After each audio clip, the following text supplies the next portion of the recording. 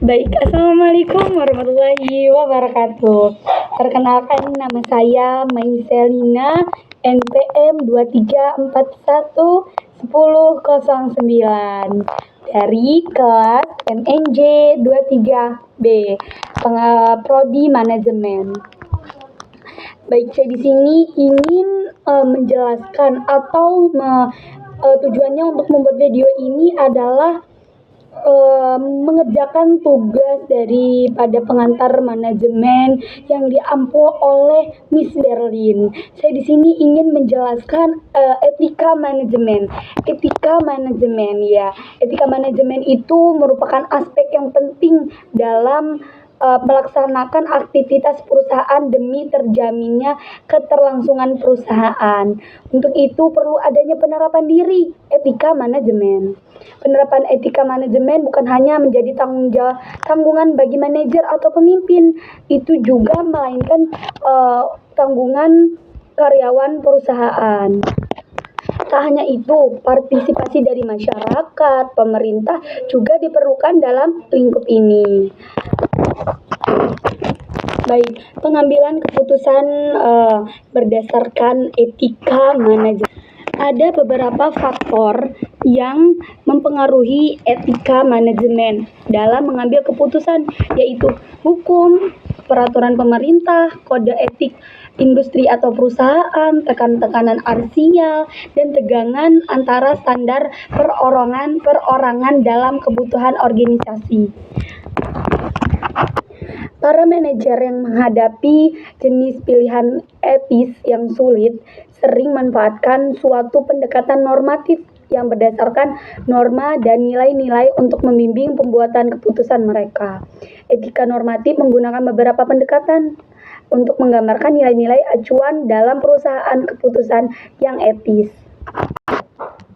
Penerapan etika manajemen dalam organisasi bisnis. Yang pertama, etika manajemen bisnis terhadap konsumen. Yang kedua adalah etika organisasi bisnis dengan karyawan. Yang ketiga ada etika antar organisasi bisnis. Yang keempat ada etika organisasi bisnis dengan investor. Yang kelima ada etika organisasi bisnis dengan lembaga-lembaga.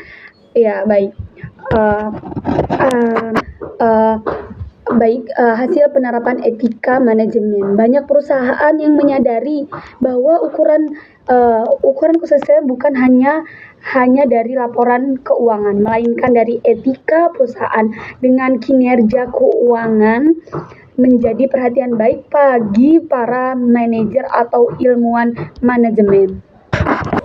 Manfaat etika manajemen. Yang pertama dapat meningkatkan kredibilitas suatu perusahaan ketika etika telah dijadikan sebagai crop culture.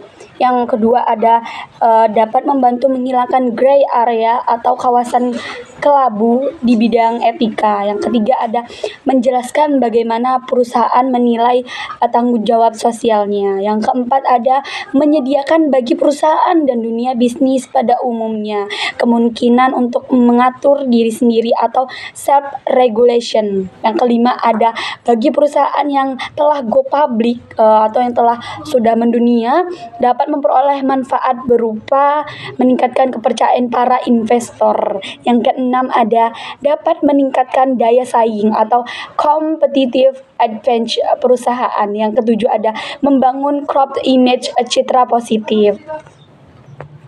Jadi kesimpulan dari etika manajemen adalah sebuah refleksi kritis dan moral yang menentukan dan terwujud dalam sikap dan pola perilaku hidup manusia, baik secara pribadi maupun kelompok. Dengan begitu, etika manajemen merupakan standar kelayakan pengelolaan yang memenuhi kriteria etika. Nilai personal sebagai standar etika tergolong menjadi beberapa, yaitu yang pertama nilai atau value, yang kedua ada nilai personal atau personal value, yang ketiga ada nilai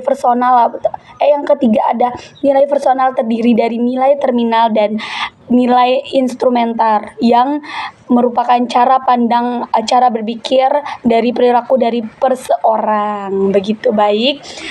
Demikian adalah penjelasan tentang etika manajemen, pengantar manajemen yang diampu oleh Miss Berlin.